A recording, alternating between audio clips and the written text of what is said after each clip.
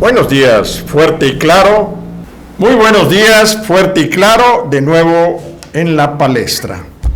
David al cuadrado, como todas las semanas, hoy, miércoles 27 de abril del presente año 2022, y queda dicho para constancia. Los temas de hoy, pues son referentes a un seguimiento que se le está dando a la reforma eléctrica, que esta es la tercera edición de la reforma eléctrica que se votó en el Congreso Federal. Y para darle seguimiento a ello, le damos la bienvenida a nuestro amigo y bien ponderado ingeniero David Jesús Alpizar y Carrillo. Bueno, lo evitamos, pero bueno, ya está dicho. No, pero la verdad que no es mi caso, ¿no? No es tu caso. Bien, gente. David, ¿cómo vamos? ¿Qué dice el tiempo, la temperatura, los calores, la lluvia? Bueno, ya mero deben empezar las lluvias. Sí, ya. Ya mero. 3 de mayo, Día de la Cruz. Día de la Santa Cruz. Y también viene lo que le llaman el cordonazo de San Francisco. Y también la lluvia de la ciruela. Y la famosa lluvia de la ciruela. Pero mayo va a ser muy florido, ¿eh? Mayo siempre ha sido muy florido. Ah, sí, claro. 1 de mayo hay el Día del Trabajo. Así el es. 5 de mayo la batalla de Puebla, el 8 de mayo quién sabe qué, pero se festeja. El 10 de mayo. El 10 de mayo Día de las Madres, el 13 de mayo Día de la Virgen María, de la Santa Virgen María, el 15 los maestros. El Día del Maestro. Maestros. No, yo no sé por qué a mayo se le cargó todo eso. Pues es un mes muy florido. Muy feriado, muy florido, ¿no? Tal vez porque es la mitad del verano, ¿no? Supuestamente, pero... Claro. Perdón, de la primavera. Perdón. Y en segundo término, como tema, también tendremos Trump ataca de nuevo. Bueno, pues ya dicho todo lo anterior, empecemos preguntándole, ¿qué falta por decir de la reforma eléctrica? Bueno, tú sabes, Tocayo, que pues lo que tratamos de hacer es hacer un balance entre, vamos a llamarle, la parte política y la parte técnica de estos temas, sobre todo eléctricos, ¿no? La parte política, pues, todo el mundo la conocemos.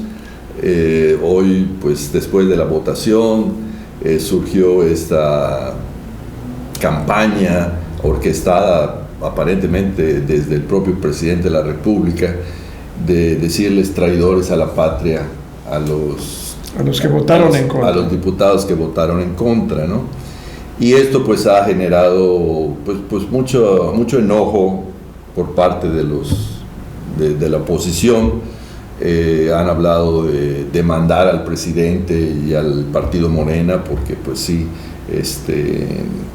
el partido especialmente ha declarado que va a hacer una campaña a nivel nacional para exhibir a todos estos diputados, lo cual pues honestamente yo no sé si es legal o no es legal, si prosperarían estas demandas. Yo creo que crea una animadversión incluso dentro de gentes que no están ni siquiera relacionadas con lo que se trató, pero estoy hablando de gente que en alguna forma pues ya se han creado dos bandos aquí en la República, los que apoyan al gobierno y los que no apoyan al gobierno, y entre ellos podría suceder como lo está pasando, que atacaron un vehículo de una legisladora, a otro que le fueron a apedrear la puerta de sus oficinas de su representación.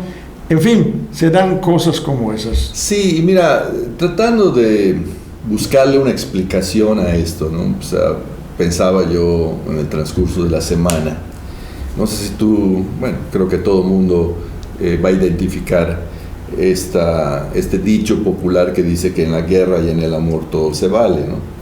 Pues y sí, hoy, pero depende de quién te haga la guerra, ¿no?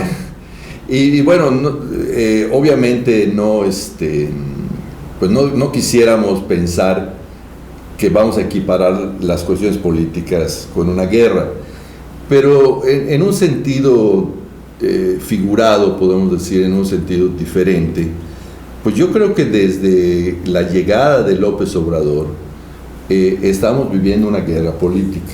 Sí. ¿Okay? O sea, una guerra de dos bandos prácticamente, ¿no? O sea, los que apoyan a López Obrador y los que están en contra de López Obrador, ¿no? Esa guerra que es consecuencia de la cuarta transformación. Recordemos un poquito que a veces tenemos que entender las palabras, ¿no? Transformación también quiere decir revolución, y tú sabes también que la palabra revolución, pues de una u otra manera se asocia a cuestiones bélicas, ¿no? O sea, a cuestiones de guerra. Y bueno, afortunadamente, yo pienso, estamos viviendo una guerra sin armas, o sea, sin armas convencionales, vamos a decirlo así. O sea, pues no tanto, mi querido tocayo, porque han habido muertos. Bueno, hay un brazo armado que anda justiciando por toda la República. Hay muertos cada día en ráfagas, en restaurantes, en fiestas, hasta en velorios. Sí. De hecho, mira, ¿cómo veo yo la cosa, no? En la parte positiva, estamos viviendo una guerra en donde el campo de batalla, más que nada, son las redes sociales. Y las armas son las narrativas, o sea, lo que cada uno aporta o le inventa al otro o le descubre al otro, ¿no? Entonces yo te acuso de esto y luego viene el otro y dice, no, pues yo a ti te acuso de esto otro, ¿no? Efectivamente, el tema de la inseguridad es otro de los temas colaterales que posiblemente tengan una explicación. Y brevemente te voy a decir una cosa: esta guerra también se está jugando o también se está combatiendo a niveles de narcotráfico. O sea, lo que yo veo, y otro día podemos abundar más en el tema, yo creo que son los narcotraficantes de un lado contra los narcotraficantes del otro lado. O sea, ese es mi... Bueno, siempre han habido cárteles, ¿no? Sí, los cárteles siempre se han guerreado entre ellos mismos, se han matado, se han colgado en puentes, se han hecho muchas cosas. Sí. Han ajusticiado hasta sus propias gentes que se combaten entre ellos luchando por territorios, sí, o sea, por tener el dominio de los territorios. Pero como te digo, es más, tengo suficiente material para que un día hagamos un programa exprofeso del narcotráfico, ¿no? Pero en este caso, pues te voy a decir que pudiéramos incluir el narcotráfico como una arena más en donde se está peleando, digamos, esta guerra. Pero puede ser utilizado por el bando que quiera. Yo creo que ya sea para los buenos, para los malos o para los... Yo creo que cada uno tiene sus reservas en el narcotráfico. Entonces esa guerra no solamente es de mediática, también tiene sus formatos. Sí, hay ciertas... Bueno, no te olvides que toda guerra finalmente tiene como objeto ganar territorio. Claro. O sea que, bueno, por lo tanto, esa guerra entre narcotraficantes pudiera también estar asociada con esta guerra política. Pero también es ganar poder. Claro. O sea, el poder a veces lo tienen la iniciativa privada, a veces lo tienen los políticos, los partidos políticos, a veces lo tienen el poder en sí mismo que es electo. Sí, no, y esta guerra, te repito, va a seguir por lo menos hasta el final del término del sexenio, ¿no? O sea, si queremos verlo de esa manera, López Obrador es un tipo belicoso, ¿ok? Y la oposición pues no se queda atrás. Desde antes de la campaña también a él le inventaron aquello de que era un peligro para México. O sea que también la guerra mediática es otra arma. Los medios de comunicación, los medios de Pero información. se le dio toda clase de facilidades para que llegara a donde está. Cuando ya está ahí, no tiene por qué dividir al país. Tiene que gobernar para todos los mexicanos.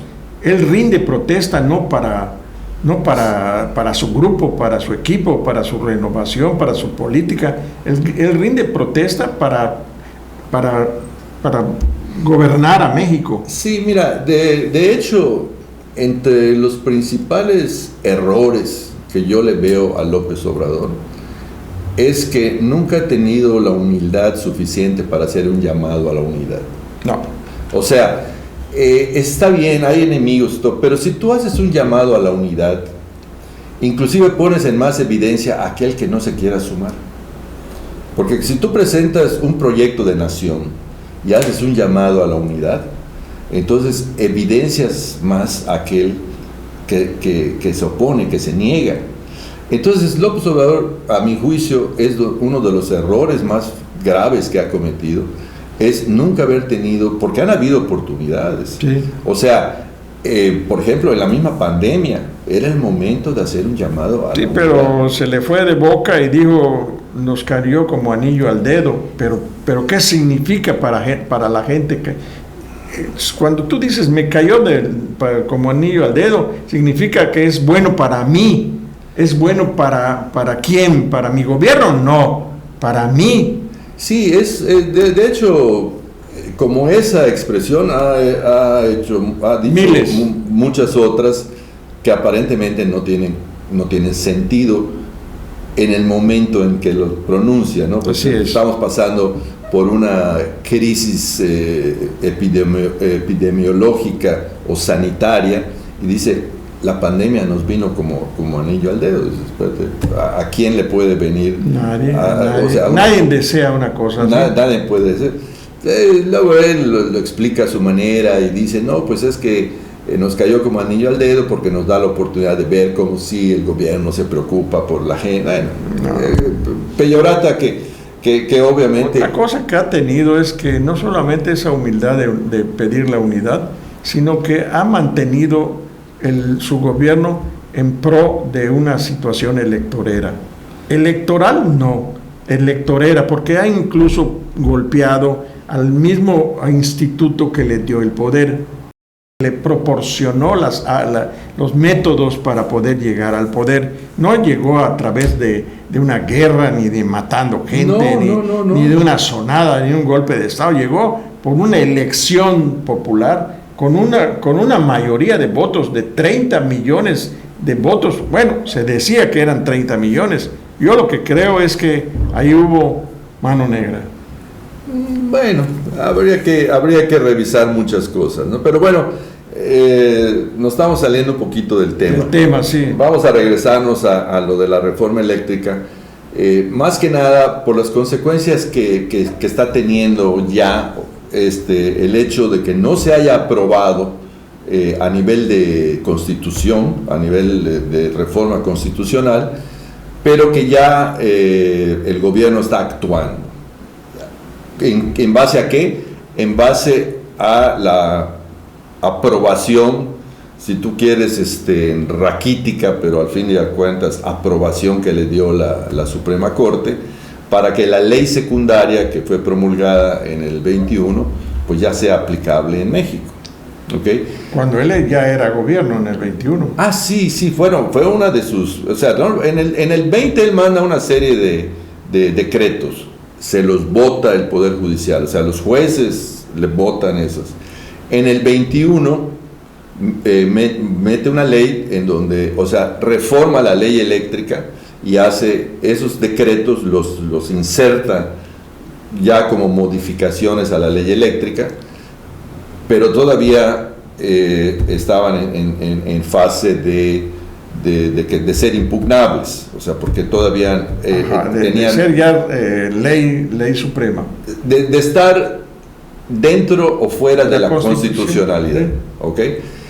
Realmente, y por eso pues da mucho que pensar que él haya insistido en mandar la propuesta de reforma constitucional, cuando prácticamente sabía que no la iba a ganar.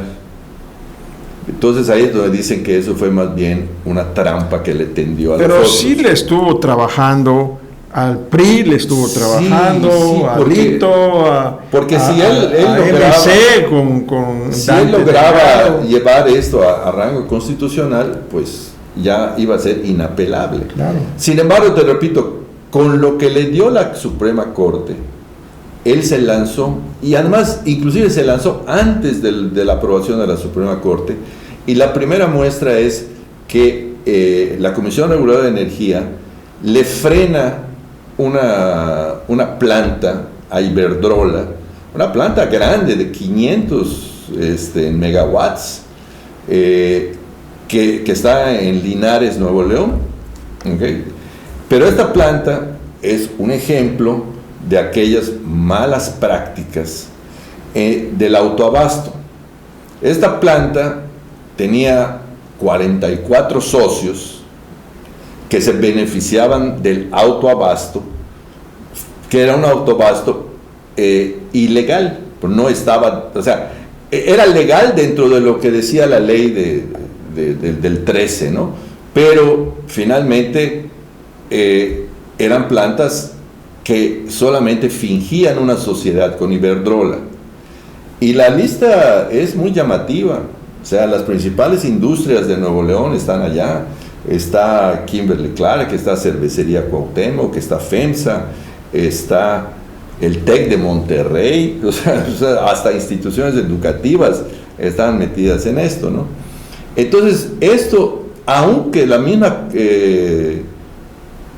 Corte no había fallado, yo no sé si él tenía la certeza de la Corte iba a fallar, porque desde enero él de alguna u otra manera da la orden que esa planta se pare y que no se le renueve el permiso. Entonces Iberdrola ha estado peleando y ya se fueron hasta, como te decía yo, ya en México Iberdrola no puede pelear porque como ya falló la Suprema Corte, ya es cosa juzgada, entonces se tiene que ir a tribunales internacionales, ¿no? Entonces ahí es donde te digo que ya digamos que de una u otra manera, a pesar de que no pasó la reforma, el presidente está cumpliendo lo que dijo. Con lo que me dio la Suprema Corte, me basta para tratar de pelear la cuestión esta de...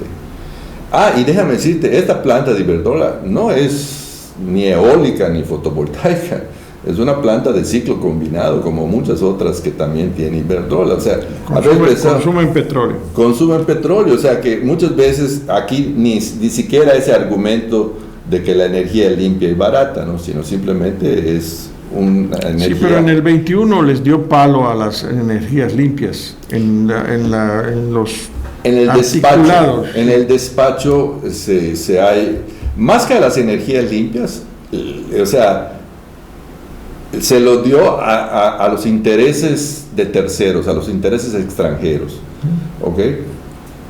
Porque como te dije, bueno, Comisión también tiene algunas centrales que califican como energías limpias, ¿no? Pero aquí no, fue en general a los privados, sin importar si eran limpias o no limpias. Pero ahí es donde está un poquito también la mentira de los privados. O sea, ellos dicen, es que nosotros promovemos las energías limpias y baratas. Y no es cierto, no es cierto en su totalidad. De toda la capacidad instalada por privados, solamente un 15-16% son energías limpias. Bueno, entonces aquí está esta situación, se está moviendo. Quiero mencionar rápidamente que mientras tanto, un estado que sigue padeciendo somos nosotros aquí en Yucatán. Nos prometieron 2 centrales eléctricas y hasta la fecha nada.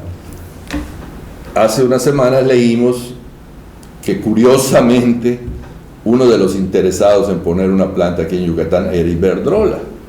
Entonces yo no sé si el gobierno del estado lo consensó con el gobierno federal primero antes de invitar a Iberdrola, dado que es evidente que la relación de Iberdrola con el gobierno federal no es buena, pues se me hace un poco ilógico querer forzar a entrada de nuevo a esa misma empresa. A esa misma empresa. Pudieron haber buscado muchos otros. Pero bueno, finalmente, yo no sé si con justicia o de mala fe, se le negó el permiso a Iberdrola porque no cumplía supuestamente precisamente los ordenamientos ecológicos. Iba a estar en Canacín, ya habían desforestado, no sé, creo que unas 40 hectáreas, una cosa así, y finalmente no. Y por otro lado, no me parece Canacín el lugar mejor para una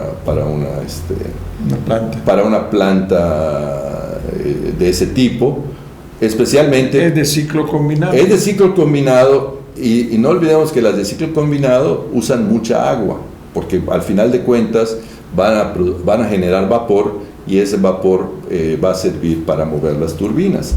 Entonces, tienen un consumo de agua muy, muy grande, y por su cercanía a la ciudad de Mérida... Como estaba hace muchos años, cuando Mérida era no tan poblada y tan comercialmente utilizada, la termoeléctrica de Mérida, la que estaba en la Mayapam.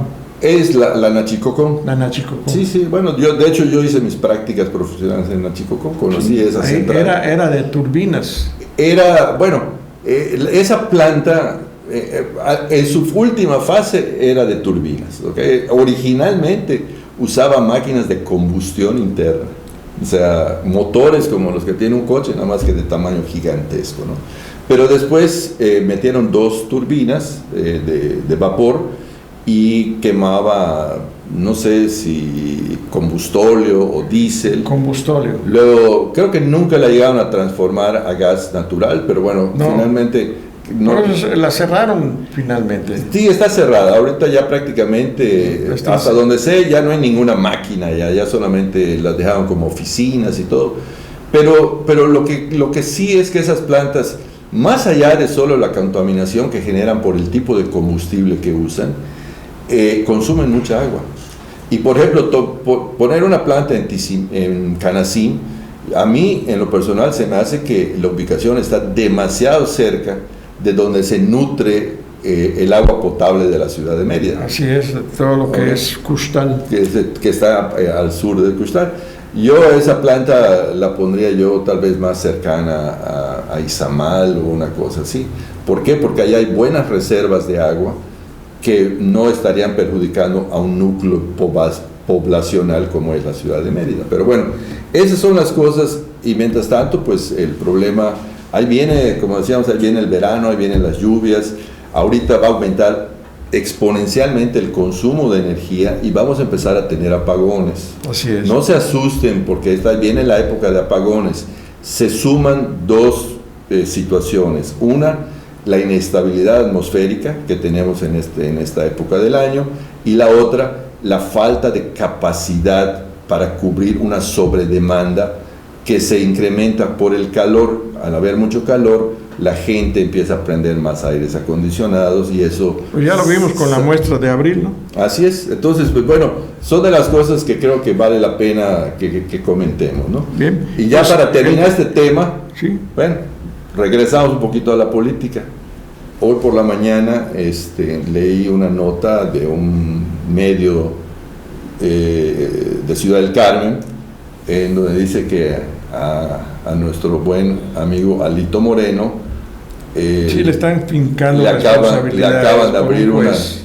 de abrir una carpeta de investigación por enriquecimiento ilícito, promovida por el fiscal del estado de Campeche, que es el licenciado Renato Sales, que bueno, entre ellos se conocen muy bien seguramente, claro, ¿no? Entonces, bien, pues así termina este tema, y ahora entraremos al tema internacional, pero que afecta a México.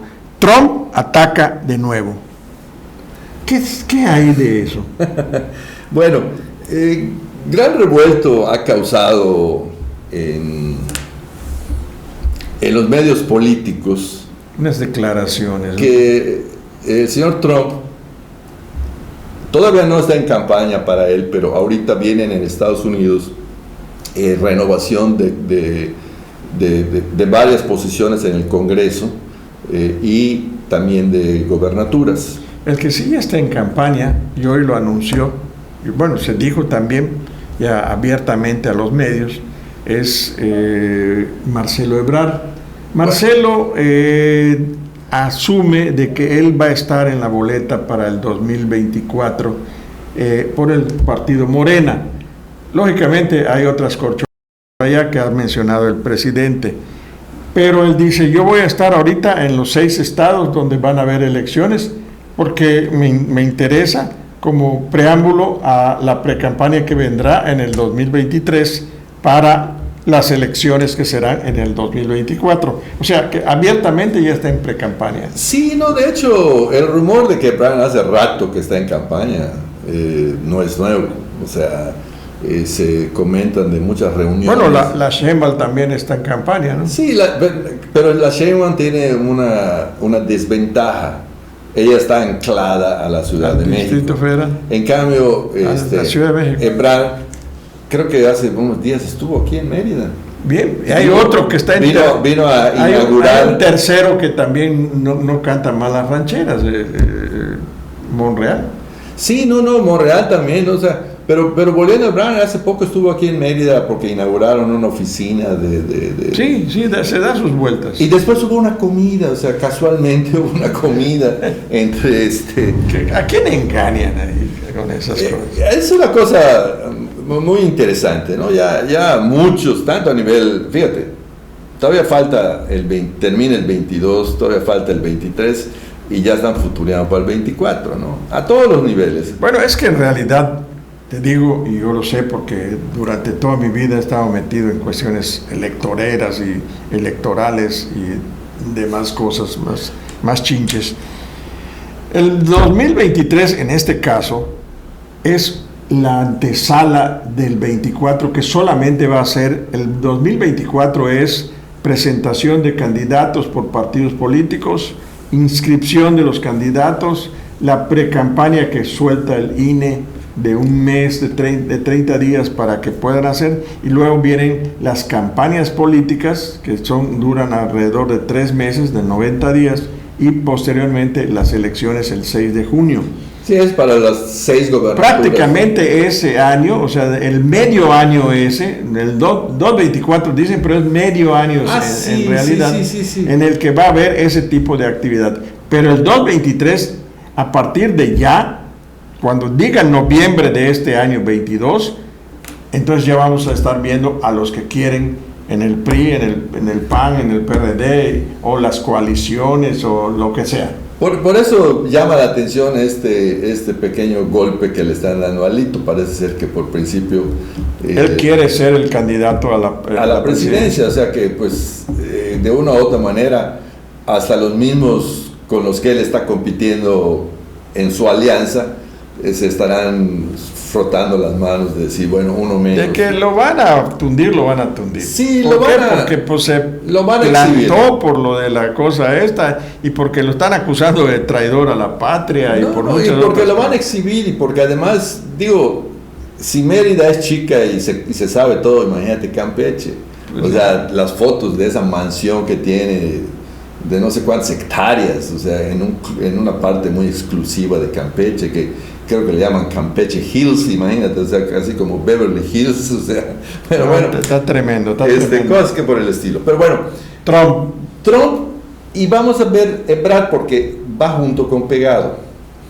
Trump de repente aparece, creo que fue el domingo pasado, en un meeting del Partido Republicano, apoyando a un candidato republicano, no sé si a una gobernatura y se le da por volver a alardear de aquella cuando según él le torció la mano al gobierno mexicano. Y pues bueno, cuando es el gobierno mexicano, le torció la mano al presidente, el actual presidente, López Obrador, sí, donde le dijo, pues, hey, manda a tus chinos allá a las fronteras para que no se metan los migrantes. Sí, lo que pasa, y bueno, no es porque yo defienda a López Obrador, pero déjame decirle que por mucho que se le critica a López Obrador, en su estilo, López Obrador se le plantó a Trump y le ganó la partida en mayor o menor grado. Y ahora te voy a explicar por qué. Y no, esto no es nuevo, déjame decirte que esto yo lo estudié en 2019 y inclusive en aquel entonces escribía yo en el periódico La Verdad, y ahí está mi columna de la fecha que demuestra cómo se defendió López Obrador. Primero sale Trump y dice, si no me arreglas la cuestión migratoria, aranceles del 5% para empezar, y cada semana van subiendo 5% más, hasta 25%, y rápidamente Marcelo, o sea, por encomienda de López Obrador, hacen una carta y se va a ver a Trump. El que conversa con Trump es Marcelo. Sí. Y Trump lo dice, me manda a su segundo de a bordo, un buen muchacho, dice. De hecho, este presidente es socialista, pero me cae bien, dice, me cae bien, o sea, realmente no sé qué. Entonces, ¿qué fue la negociación aquel entonces?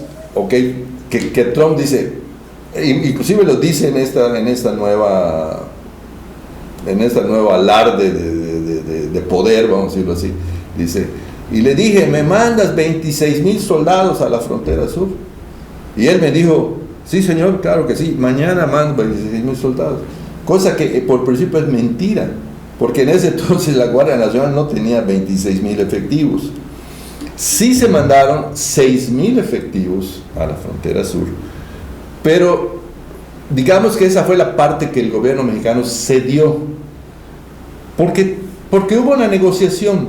O sea, no podíamos aceptar los aranceles, esos aranceles nos hubiesen matado, porque además somos el proveedor número 1 de Estados Unidos. O sea, la balanza comercial entre México y Estados Unidos nos favorece, pero por mucho. O sea, el dato que encontré es que en el 21, que es el último dato que encontré disponible, México le vendía más de 200,000 millones de dólares más a Estados Unidos de lo que le comprábamos. O sea que cuando tú sacas la cuenta entre lo que nosotros le compramos, a nosotros nos queda 200,000 millones de dólares a favor, ¿no?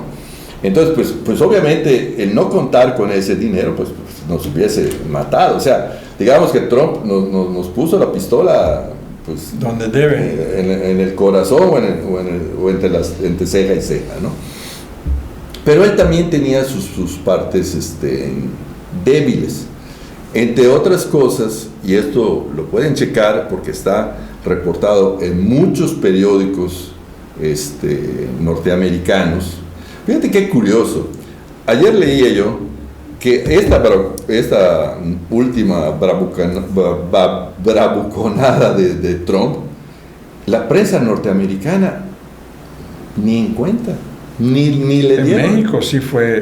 En México tuvo una repercusión. Sí, en México fue tremendo. Hay unos memes que son terribles, donde él está chiflando y el cilindrero, como si fuera su monito cilindrero, es López Obrador. O sea, ahora, eso ofende a México. No, pero mira. Pero además no solamente ofende, lo están malinterpretando, están interpretando quienes son sus enemigos reales como que fue una traición a la patria haber aceptado el mandato de un presidente extranjero. No hubo tal mandato, hubo una negociación y dije, bueno, tú das esto, yo doy esto, tú quitas los aranceles, porque hubo una cosa que nadie vio, y tengo las pruebas porque los mismos Washington Post, el Chicago Tribune y todo, lo reportaron en su momento. México le dijo, si tú me cierras la frontera a mis productos, yo no puedo ponerte aranceles a los tuyos porque no vamos a caer en una guerra arancelaria. Simplemente te dejo de comprar maíz. Y México es el mayor importador de maíz norteamericano. Y se le van encima todos los productores de maíz, de todo el centro, donde está su base de exportación, de todo, o sea, se le van encima a Trump y le dice, espérate, no puedes hacerle eso a México. México es nuestro principal consumidor. Si nos hace eso, nos van a partir el alma. Entonces, obviamente, cuando tú eres el negociador, vamos a decir, de abajo, no puedes alardear de estas cosas. Simplemente, si te callas, aguantas vara, y que digan lo que digan. Me torció el brazo, sí, me torció el brazo. La prueba estuvo en cómo reaccionó López Obrador a esta nueva, vamos a decir, amenaza velada de Trump, ¿no? O sea, sobre todo diciendo, abusados, porque en 2 años regreso. La contestación que le hizo es simpático, me cae bien, es su estilo festivo. No, es que él es lo que dice López Obrador, ¿no? Sí, no, López Obrador agarra, en términos boxísticos, recibe el golpe, lo asimila y se lo regresa de manera, vamos a decir, diplomática. Porque le dicen, oiga, ¿no está usted ofendido por lo que dijo el señor Trump? Dice, no, él así es, o sea, como diciendo, es muy festivo. ¿Qué más se puede esperar? ¿No? Él así es. Ahora, por otro lado, también me cae bien. Es capitalista, pero me cae bien, haciendo referencia a lo mismo que Trump dijo. Es socialista, pero me cae bien. ¿Qué? ¿Ok? Y lo que digo, no estoy alabando a López, yo simplemente estoy analizando su respuesta. Y le dice, pero además le vamos a decir a todos los mexicanos que están en Estados Unidos, que son más de 40 millones, más todos los salvadoreños, guatemaltecos y todo, que cualquier candidato de cualquier partido que maltrate a los latinos, que no voten por él. O sea, como diciéndole, espérate, amigo, también tengo... Se convirtió en alito. También tengo mis recursos, ¿no? Y pues obviamente los que no quieran López Obrador, que lo volvió a pisotear, que otra vez le tuvo que besar en los pies, cosas por el estilo. Yo no lo veo así. Yo, si lo comparo con las órdenes que le daba Obama a Calderón, por ejemplo. Te voy a mandar armas porque vamos a hacer esto. Te voy a mandar a la DEA y ahí va a estar la DEA. El ridículo de Fox de ponerse a los pies de Bush y decirle a Fidel, come si te vas, o sea. Y no digamos la vez que el mismo Peña recibe al candidato Donald Trump como si fuera no presidente, rey de España, rey del mundo, ¿no? Y además Trump se burla de los gobiernos han hecho ese tipo de paparruchadas. O sea, cada uno hasta, por eso te digo, o sea, primero, si lo quieren ver como que López Obrador otra vez volvió a torcer las manos, bueno, no es nada nuevo porque los presidentes mexicanos toda la vida han doblado las manos ante los... Y por mi entender y mi apreciación, cuando menos le contestó a Trump. Le contestó y le dijo, tengo a mi gente en Estados Unidos. En esos casos... Y sin ellos probablemente no ganes la presidencia, mi estimado. Me cuesta trabajo reconocer, pero en esos casos, López Obrador es experto en la política. Es práctico. Y es práctico, es muy ligero, es muy coloquial, demasiadamente abierto para... Y un López Obrador, años atrás, se hubiese enfurecido y hubiese dicho, López Obrador, no sé qué le hicieron, a lo mejor le trepanaron el cerebro, una cosa. Le cambiaron el chip. Le cambiaron el chip porque hoy es todo tranquilidad, todo. Sí, pero ataca. Ataca de manera... Él es un mastín que muerde y no suelta. O sea, él muestra una tranquilidad y todo, pero también lanza dentelladas y las lanza fuertes. O sea, eso no No, sí, me queda claro. Pero ya no es el gritón, o sea, que alguna vez se supone que fue, ¿no? Ahora ya es más tranquilo, más calmado. Aguanta el golpe y luego lo regresa de una manera como diplomática, y que para el que quiera, como dice el dicho, el que tenga oídos que escuche. Ahora, tu enlace que haces ahorita en esta alegoría verbal de Ebrard es la persona idónea para suceder a un broncudo como él, porque es un broncudo.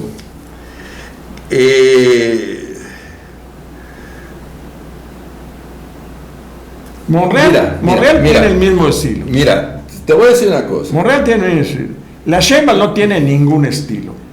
El que realmente tiene un formato diferente es Ebrard. Sí. De los tres, es el único que está... Sí, bueno. Ebrard, para mi modo de ver, es el candidato de la oposición del lado de Morena.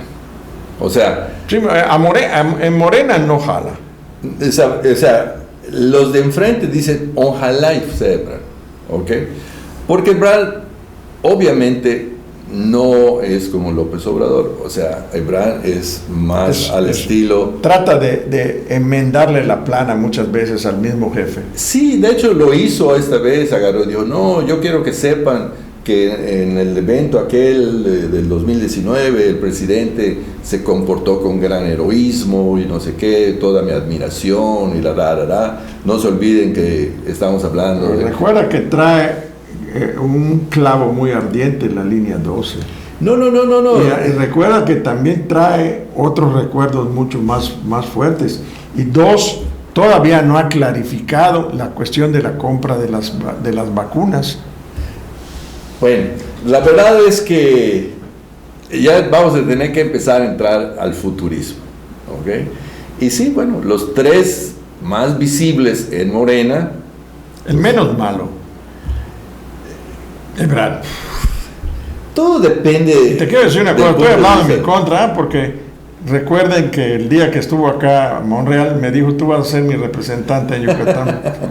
Pues podría ser el menos malo, dependiendo del vamos, el lado que le veas, ¿no? del ángulo con el que aprecies el futuro, ¿no? Pudiera ser el más negociador, el más político, el que sí trataría de ver cómo le hace para bajar. Yo lo que sí te sé decir es que si es Ebrard el candidato, caput Morena y la cuarta transformación se van al bote de basura. ¿Por qué? Porque él no comulga con esas cosas. Déjame decirte algo, tocayo. Esta semana, y lo dijimos la semana pasada, el que tenga oportunidad de verlo, hay una entrevista, no sé exactamente quién se la hace a Luis Donaldo Colosio, hijo, pero el muchacho tiene madera, y ahorita...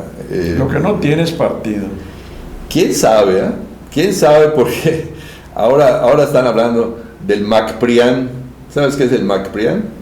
MC, sí, pues es como el McDonald's, ¿no? MC. Entonces ahora se puede formar el MacPrian.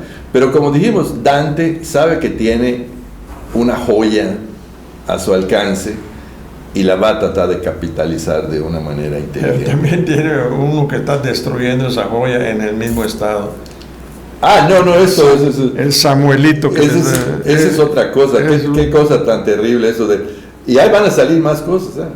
Bien, pues parece ser que esto nada más... El tiempo ya se nos fue encima. Oye, esto, nada más, Samuel, en el medio del problema, pobrecito, se fue de gira a Texas. Entonces, pues, hay que vean cómo resuelven el problema ya, ¿no? Por eso te digo, no hay comparación entre Samuel y el Colosito, ¿no? El Colosito trae lo suyo, bueno, pues, no lo borremos. Como diría la tía Tula, Dios te oiga. Gracias, mi querido tocayo. Este programa ha tenido el tiempo suficiente como para dialogarlo. Fuerte y claro, aquí se dice abiertamente todas las cosas. Y a ustedes que nos escuchan, nos ven, muchas gracias por su atención. Tocayo. la próxima semana entraremos a algo que es sumamente difícil, la inflación. Prepárate porque la inflación va a seguir y no va a haber poder político, ni económico, ni social que la pare. ¿Por qué? Porque se están dando de cocolazos en otras partes del mundo y aquí esto está repercutiendo ya en muchas formas. Muchas gracias a ustedes. Gracias. Todavía nos vamos a preparar para lo de la inflación, porque está muy, muy interesante.